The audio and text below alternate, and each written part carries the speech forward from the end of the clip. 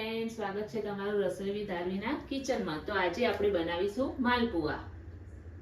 માલપુઆ બનાવવા માટે આપણે લઈ લીધું છે ઓગાળેલા ગોળનું પાણી, ઘઉંનો લોટ અને વરિયાળી પાવડર। તો ગોળના પાણીને ઓગાળવા માટે એક વાટકી ગોળ અને એક ગ્લાસ પાણી આપણે લઈ પહેલાથી આપણે ગોળનો પાણી ઓગાળીને રાખ્યું છે। માલપુઆનું બેટર બનાવવા માટે તપેલીમાં આપણે ઘઉંનો લોટ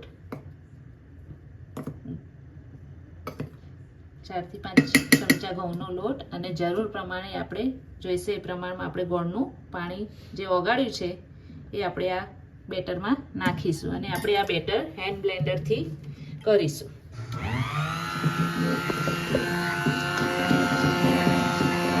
જેથી કરીને અંદર એક બી ગાંઠા રહેવા ના જોઈએ। તો આપણું બેટર રેડી થઈ ગયું છે।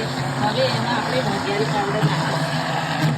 વરિયાળી પાવડર નાખવાથી ખૂબ જ સરસ માલપુઆનો ટેસ્ટ આવે છે। તમે ઘરે જરૂરથી ટ્રાય કરજો આ માલપુઆ બનાવવાનું।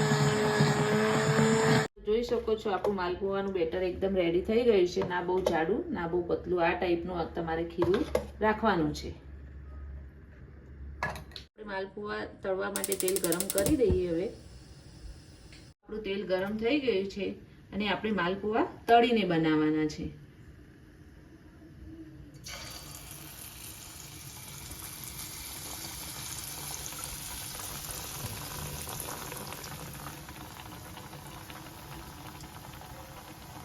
તો જોઈ શકો છો આપણો માલપુઓ તળાઈને રેડી થઈ ગયો છે। કેવો ફૂલીને સરસ દડા જેવું થયો છે।